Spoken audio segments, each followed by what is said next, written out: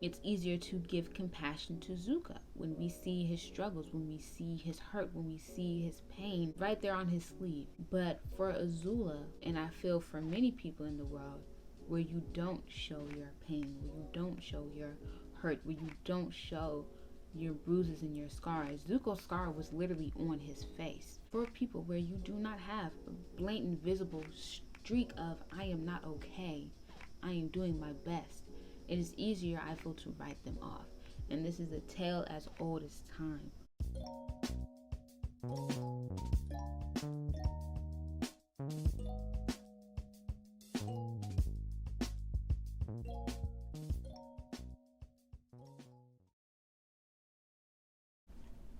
Hi guys, and welcome back to my channel. How are you doing? I hope you are doing swell, well, and all of the good things. So for today's video, I want to talk to you guys about Avatar, The Last Airbender. And to be more specific, I want to talk about Azula from Avatar, The Last Airbender. I watched Avatar, The Last Airbender when it first aired as a kid.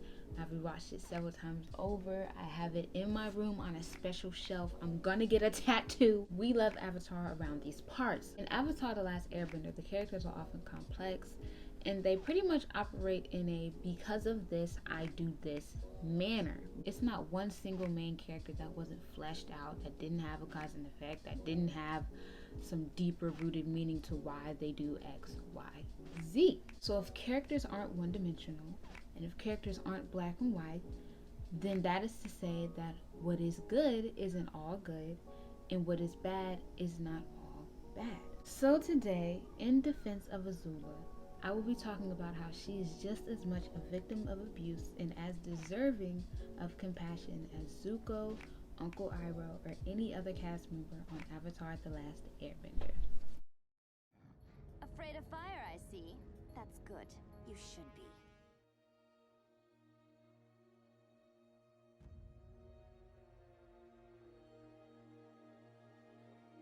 No, you did, just now.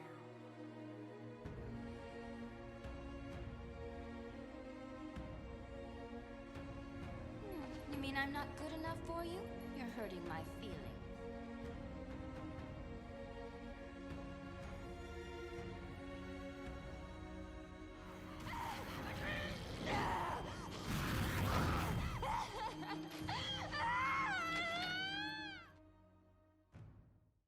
So to really get into Azula and why she operates the way she operates, at least in the way that I see it, let's go ahead and get into her family life and her backstory.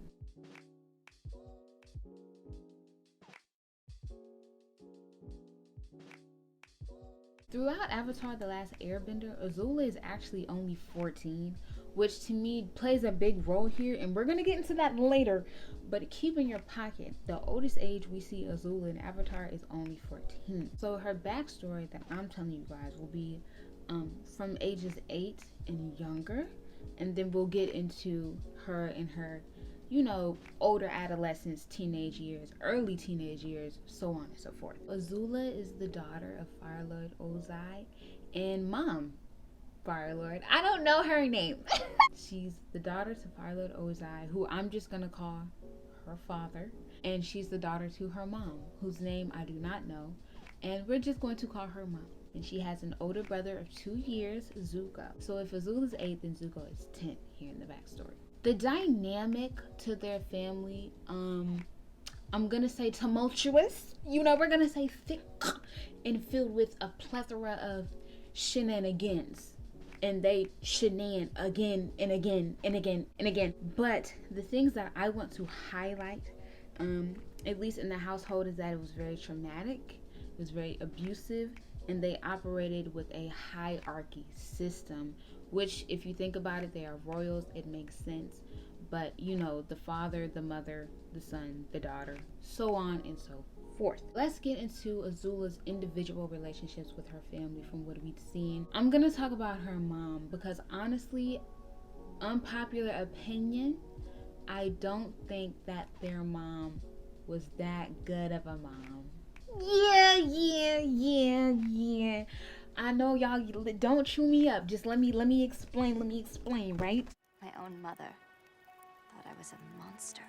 In order to talk about Azula's relationship with her mom, I have to talk a little bit about Zuko's relationship with their mom. Zuko, from what we saw, and I'm more specifically referencing the episode Zuko Alone, I believe on Book 2 Earth, or Season 2 for those who haven't seen the show. On Zuko Alone, in that episode, we get a full flashback of their childhood. The thing that we learned through Zuko Alone and through that episode and through, the conversations and interactions he had with his mother is that his mom to Zuko is very nurturing, she's very reassuring, she's very gentle, she's very kind, she's very aware of the kind of sensitivities that he has and just the good quote-unquote nature of Zuko. So far so that even on the night that she left or quote-unquote disappeared, she goes into Zuko's room and she says,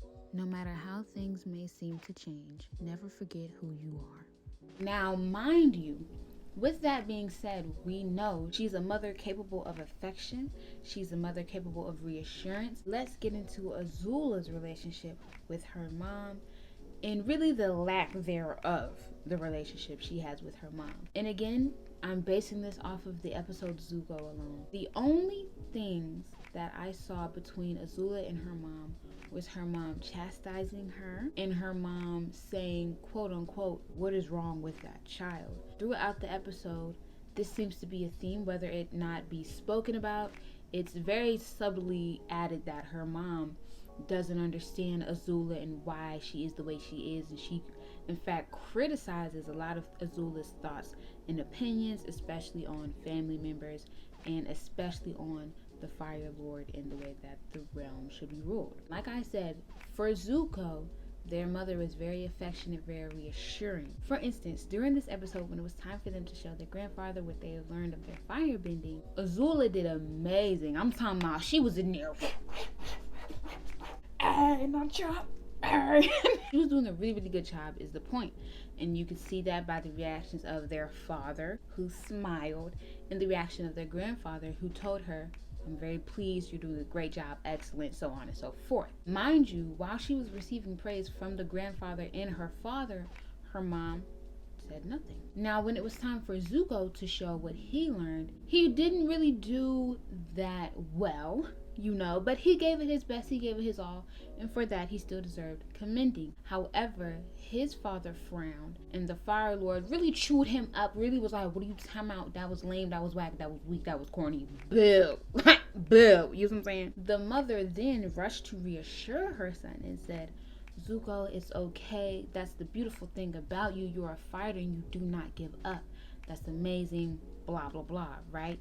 Reassuring her son. And that is what I would say the major fault, or I feel like what some people in the fandom don't acknowledge, is that just because Azula was good does not mean that she still didn't need that reassurance.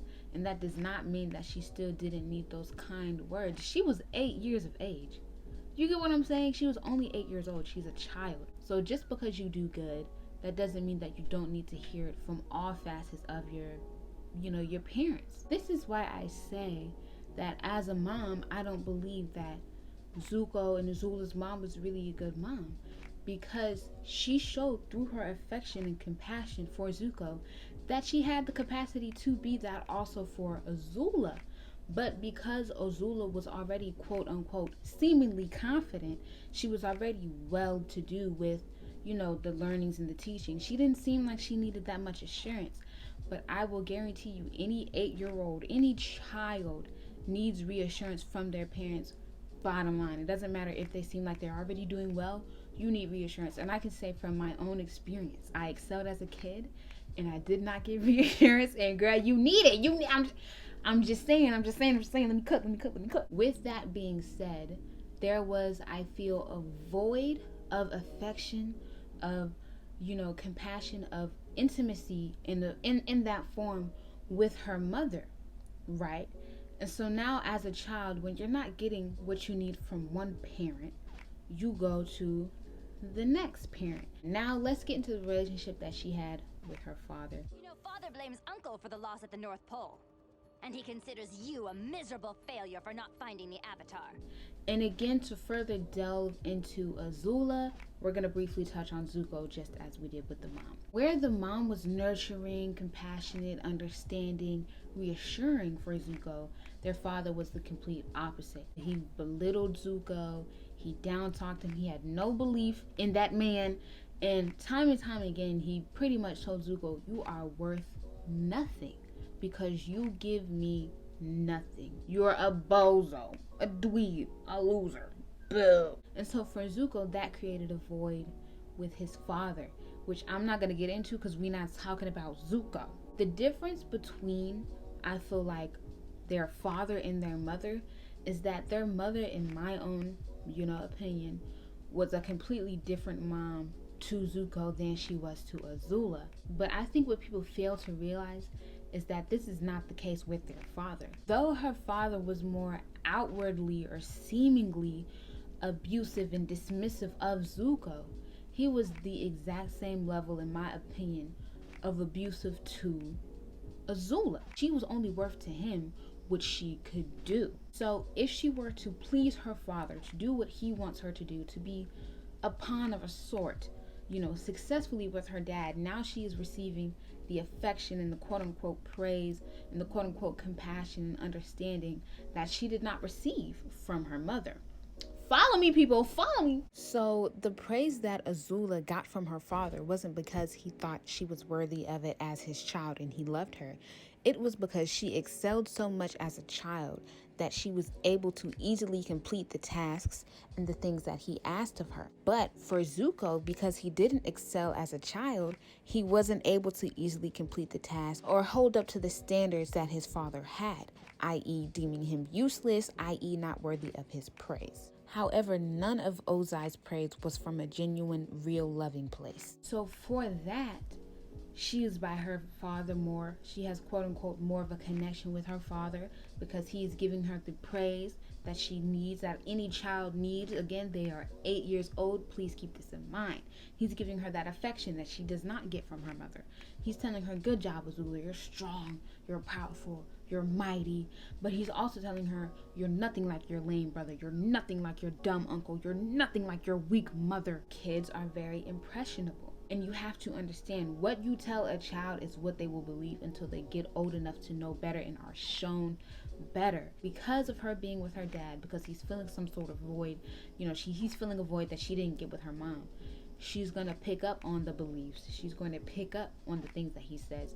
She's going to, start developing his personality. Now we're going to kind of fade a bit into the Azula that we saw, the Azula that we met, i.e. Azula at 14. I am a 400-foot-tall purple platypus bear with pink horns and silver wings. Again, back to Zuko. Zuko is a big help for, I feel like, us to understand Azula, which would make sense because of family, you have similar traumas, but you interact with it different ways, right? Zuko's banishment was one of the best things to happen to Zuko because he was able to get out from under, the Fire Lord and the trauma and the abuse and the hierarchy of that family. And he was able to see the world, see different cultures, see different viewpoints, see people express love and affection in healthier ways, dare I say better ways. Yes, his honor was a big focus, and he was driven again by his relationship with his father. When he was out and about, he still was making his decisions for himself. He still was creating his own path and way of the world. And a big key into his explorations of himself and his journey, just in general of what it meant to be Zuko, is that he had people in his corner with healthier and I'd say happier lifestyles and more balanced lifestyles to tell him, Zuko, do not do this. Zuko, choose different. Zuko, be better. And especially when we get into Uncle Iroh and his huge role that he had in Zuko's life. Uncle Iroh had walked Zuko's path. He'd learned and grown and already had the wisdom. He had already been through what Zuko was going through literally in that present time. He had that nurturing companionship. He had someone with emotional intelligence teaching him and trying to coach him. And though Zuko again did his own thing, took his own time to get to where he's supposed to be, which is as it should be. You know, you're a human. When things hit is when they hit for you. He still has someone in his corner showing him a different way, showing him a better way, and loving him regardless of if they chose to do what they advised of Zuko or not. Flash forward now to Azula. Azula's still under Fire Lord Ozai. You know, she's not out and about unless it's because he told her to. She's not leaving the kingdom. She's under the same rule with the same abuse, the same trauma, the same hierarchy, the same pawn, you know, of a lifestyle to her father. And that's all that she'd known, because the entire time she was in Avatar The Last Airbender, every pursuit she had was not one of her own. It was because of her father. Yes, she made her own decisions during the pursuit, but it wasn't at any point where she wasn't doing something because her dad said it, or to appease her dad, or to get to a certain level of respect or love or compassion, or just for her dad to see her and respect her and value her. There was no point in Avatar The Last Airbender where she was moving on her own accord because it's what she felt she wanted to do. Follow me, people. The emotional intelligence of her father was not very well. When Zuko did something that upset their father, when Azula did something that upset their father, when their mother did something that upset their father reacted in a anger way, more of a lashing out punishment sort of way. The emotional intelligence that Zuko was able to pick up because of Uncle Iroh and his different approach, Azula did not have. So any emotion Azula may have felt, you know, whether it be insecurity, whether it be sadness, whether it be grief, whether it be loss, confusion, being afraid of change, or feeling like you're losing someone, her reaction to it was anger. It was punishment. I believe to be a learned behavior, like I said, from her father, and he probably learned that from their grandfather, so on and so forth. The way she views love and affection, or just respect, is by simply doing everything that her dad says to make him happy. If that's how she views affection, then growing up, that's what you're going to expect from other people that you want to love you, right? Then your friends now, if they don't do what you want them to do, if they don't move how you want them to move, do they love you now? Because they don't feel like it. That's not how you do. Do they care about you now? Because it doesn't feel like it. That's not how you do. How dare you say you're my friend if you don't want to leave what you want to do and join me? So now I'm gonna set the rope on fire and I'm gonna release the animals, and you're gonna follow me anyway. To go through trauma and to go through abuse, a lot of times you're either going to become the abuser or you're going to heal from said abuse. Healing is something to be learned. It is something to be shown. And Zuko was shown the path to healing. He was shown the path to betterment from Uncle Iroh and the people that he met along his journey during his banishment. Again, Azula, she won't banish. She was right up under that man. So she didn't have the resources and the tools and the knowledge to heal.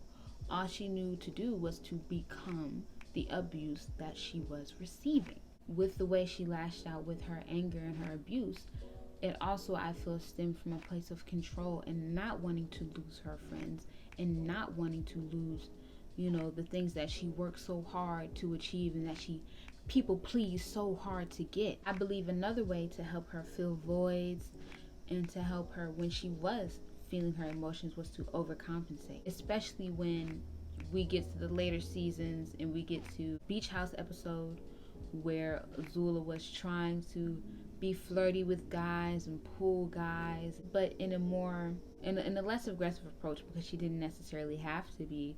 You know, it was very hard for her, and again, she overcompensated and she ended up lashing out in anger. She was dealing with normal 14-year-old emotions, normal kid emotions, but she just expressed it in a very,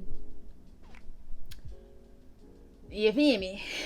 The way that they lash out is different in Avatar, you know, very different. But it's normal and it's common. I'm not excusing her reactions to how she felt because she was wildin'. She was wildin'. But when she was raised by her father, he be wildin'. So of course she gonna be wildin'. Like, I don't know what to, like, that's like... But you know, she was just a 14-year-old dealing with emotions in the best way she knew how, in the way that she was taught and in the way that she was shown. And it just so happened that the way that she was shown was very violent. It was very controlling. It was very dismissive. It was very overcompensating. And it was very belittling of other people and their right to choose and their right to believe and do what they feel best. And I think that that really shows for, you know, the worth and the self-worth that she has and how much she knew herself. If the only way she operated and the only way she knew the world was moving to the beat of someone else's drum. Who even was Azula really, if not for her father? We don't know. And I don't think that she knew. Last but not least, with Azula's family, we're gonna touch on her relationship with Zuko. What are you doing here? You mean it's not obvious yet? I am about to celebrate becoming an only child! I'm in the south, so these animals, these cicadas, are a chirping. Don't know if you guys will be able to hear that, but if you do, that is what that is. Now let's get into Zuko and Azula. I don't think that it is as evil for the sake of being evil, bad for the sake of being bad, hate you for the sake of hating you. I think it is very tumultuous, and I think it is built on a lot of hurt that I don't even think stems from Zuko himself. Now, growing up, and again, this is in reference to Zuko alone, it seemed that Azula always teased and picked on Zuko, saw him as less than, belittled him, so on and so forth.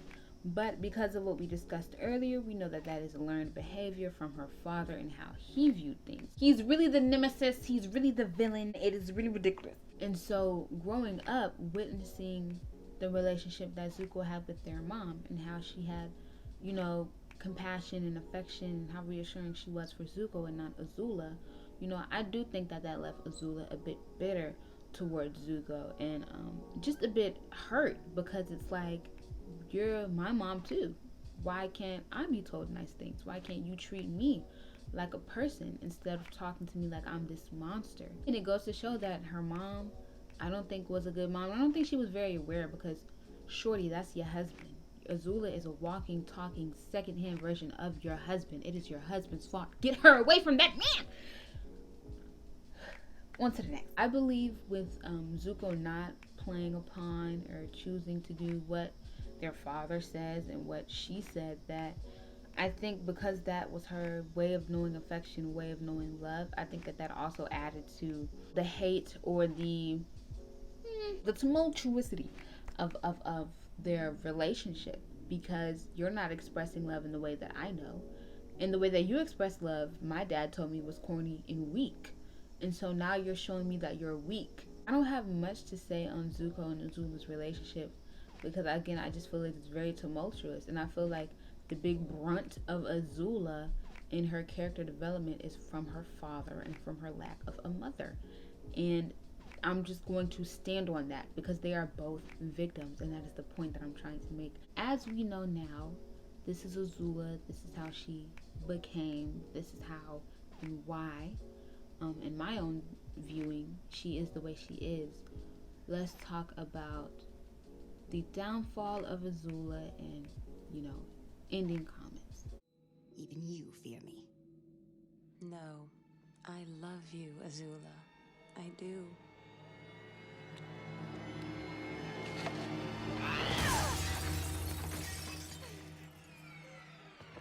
The last few episodes of Avatar: The Last Airbender, I believe, were the most eye-opening of Azula and were the most telling of Azula and her character. Fire Lord Ozai had went on to be, or to try, and to be the Phoenix King, and Azula thought she was going to be going with him, correct?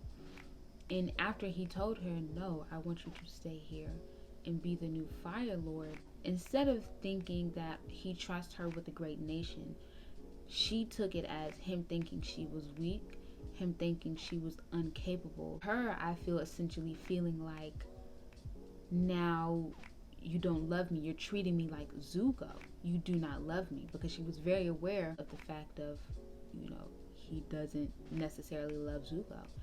But in reality, if you want to think about it, he doesn't really love any of his kids. But however, in that moment, I believe Azula was realizing that she was already spiraling. But I think that is when we, the audience, fully was like, oh, nah. The scene that I really want to touch up on mostly is when Azula was in the bathroom getting ready for her coronation, and she's in the mirror and she sees her mother. This is the first time in Avatar where we see Azula's mom say that she loves Azula. And the fact that it is through a hallucination, and the fact that the music becomes even more unsettling after it's being said, is extremely sad. And honestly, it's really heartbreaking. And as a kid, I remember being really, really tore up at this part, and I didn't even have a full grasp of everything I do now. It's really, really sad. And even fighting her brother, giving it all she's got, and at the end when she lost and she's just wailing, it is so sad. Sister! All Azula ever wanted to do was to be loved and accepted from her parents. She's only 14. So young. So young. There's a lot of things that I was doing at 14 from my family and learned behaviors, because again, I come from a bit of a toxic household. Well, not bit. It's a lot of things that I was doing at 14, and I was just trying to get love and compassion and affection, and it was not healthy. And it wasn't well until I got older, in my 19s and my 20s, and I'm only 23, where I was able to start to heal things. But again, I was shown better. I was shown the path to better, and I'm not in a hierarchy, and I'm not in royalty. So now, knowing that Azula was only 14, she was only a kid, she was only really out for love, then it sort of makes everything that she does, it doesn't excuse it, she was wilding, but it does put it into more of a perspective. It just makes her, to me, that much deserving of the compassion that Zuko got, because they're two different characters, and to me they went through very similar things. But Zuko had a bit more emotional intelligence. His disposition was naturally depressed, was naturally more pessimistic, more just bland, negative, and direct. It's easier to give compassion to Zuko when we see his struggles, when we see his hurt, when we see his pain right there on his sleeve. For Azula, and I feel for many people in the world, where you don't show your pain, where you don't show your hurt, where you don't show your bruises and your scars. Zuko's scar was literally on his face. For people where you do not have a blatant visible streak of I am not okay, I am doing my best, it is easier, I feel, to write them off. And this is a tale as old as time. As confident as Azula was, as gifted as she was, as talented, as witty, as strong as she seemed, she had the same exact scars as Zuko. All in all, I don't think I have any major thoughts about Azula. She was wildin', and I don't agree with a lot of the things that she did, but however, I can understand where, it rooted from. So for that, I will say she was a kid, and a kid is what a parent is. And so, it is what it is. Yeah, that's all I got. Yeah, that's all I got, man. I just wanted to talk about Avatar. I wanted to talk about Azula.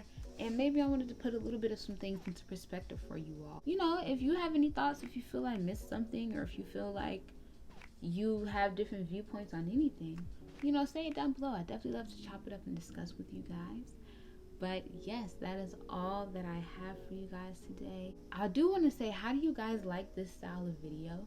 I know I did something similar with romance tropes and Wattpad. I love watching video essays. I love watching these style videos, sit down videos, just talking about things and shows and movies and blah, blah, blah, blah, blah, music, anything. I really love these style videos. And I never thought I would make one, because I was just like, that's mad work, it's mad research, it's mad, you gotta be techie, whatever. But I think that the way that I'm doing it now, it'll develop into something that I'm comfortable with. I do like talking, I like being serious, but I like being myself. And I don't have to drop myself to talk about things like this. And I think that that is lovely and beautiful and amazing. I thank you guys so much for watching. I love you guys so much. I hope you're doing well, swell, and all the things. Like, comment, subscribe. if you so choose. If you like it here, I hope you like it here. And if not, then I hope you find you something else that you like to watch and something that you like to do today. And like I say, and like I always say, be kind to others, and at the very least, be kind to yourself, because you deserve it. I'll see you in the next one. Bye.